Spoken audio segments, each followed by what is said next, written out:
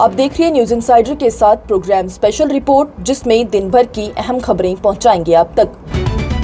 पाकिस्तान की शेलिंग के शिकार हुए मौलाना को दहशतगर्द के तौर पर झूठा पेश करने पर खानदान ने जी न्यूज और न्यूज 18 इंडिया को कानूनी नोटिस भेज दिया।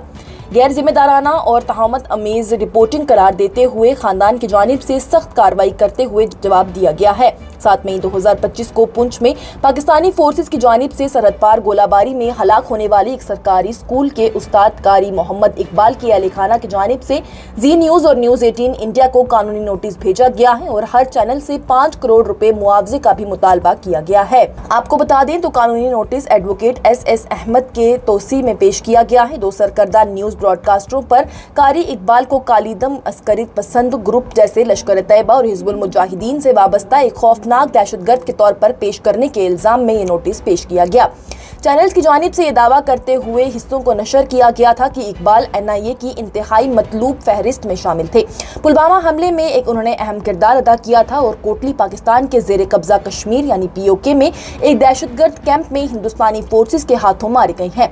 इन दावों की तरदीद करते हुए नोटिस में इस बात की निशानदेही की गई कि कारी इकबाल एक काबिल एहतराम उस्ताद और सरहद पार से होने वाली गोलाबारी का एक शहरी जख्मी थे, जो कि 7 मई को डिस्ट्रिक्ट अस्पताल पुंछ में दम तोड़ गए। जम्मू और कश्मीर में सियासी अदला बदली, गुलाम नबी आजाद को बीच रास्ते छोड़ कांग्रेस के आला लीडरान की जानिब से कांग्रेस में वापसी कर ली गई।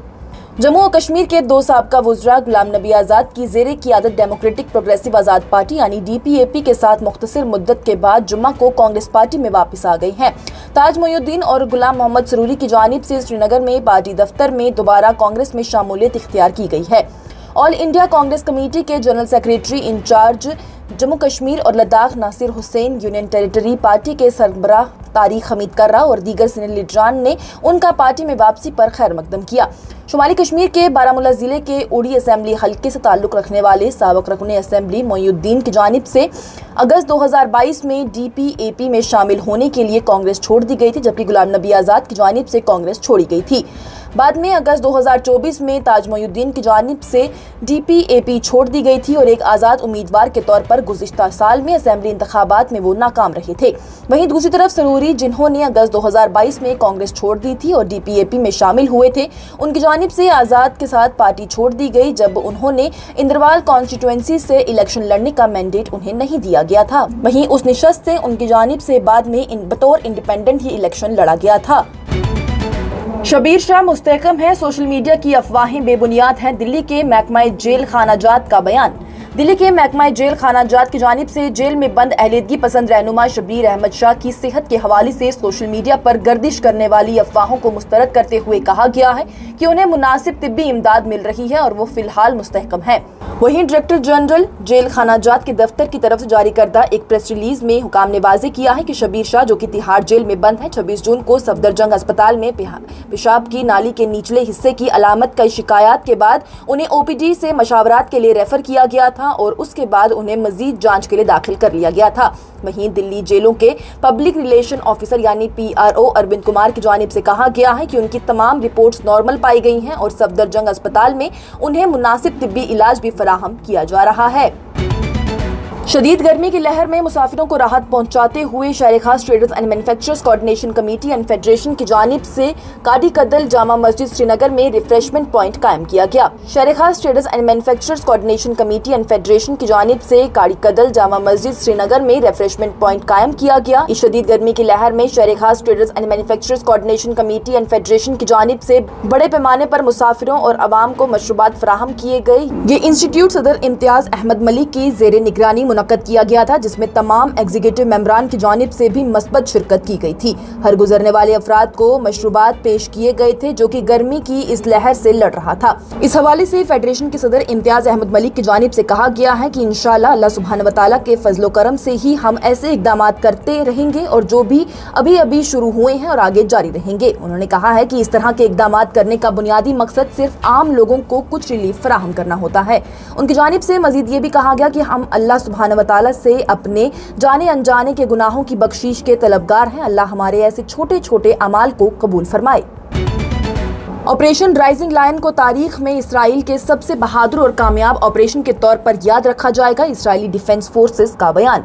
इजरायली डिफेंस फोर्सेस के chief of the staff general lieutenant general Eyal Zamir की जानिब से कहा गया है कि ऑपरेशन राइजिंग लायन, जो कि इसराइल के लिए एक वजूद के खतरे का मुकाबला करने के लिए शुरू किया गया था, वो तारीख में इसराइल की सबसे बहादुर और कामयाब कार्रवाइयों में से एक के तौर पर याद रखा जाएगा।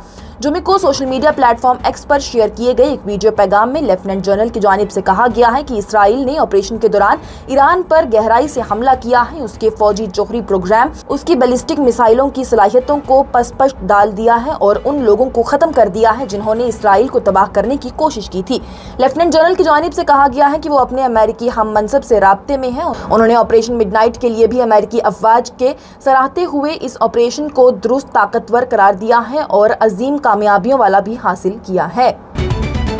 जम्मू में चोरी के इल्जाम में एक नौजवान शख्स की पुलिस की जानिब से निकाली गई परेड पर शहर खास traders and manufacturers coordination committee की जानिब से मजम्मत की गई और इस मामले में शफाफ तहकीकात और इंसाफ का मुतालबा भी किया गया। शहर खास traders and manufacturers coordination committee and federation की जानिब से जम्मू में बीते हुए एक वाक़े पर शदीद अफसोस जताया गया है। इस वाक़े को लेकर फेडरेशन के सदर इम्तियाज अहमद मलिक की जानिब से पुलिस की जानिब से चोरी के मुकदमे में मुलव्विस शख्स के खिलाफ कार्रवाई की सख्त तरीन अल्फाज में मजम्मत की गई। उनकी जानिब से कहा गया कि हमें यकीन है कि ऐसे किसी भी मामले में एक अमल होता है जिसे अदलिया कहा जाता है, बगैर हुक्म के किसी भी जिस्म को सजा देने की इजाज़त नहीं दी जाती। उन्होंने कहा है कि हम एक चीज़ को समझने में गर कर रहे हैं कि पुलिस वहाँ है जिसकी पैरवी और अमल दरामद अदालती अहकामात की मदाखलत के बगैर है, जो कि पुलिस कानून को अपने हाथ में ले रही है।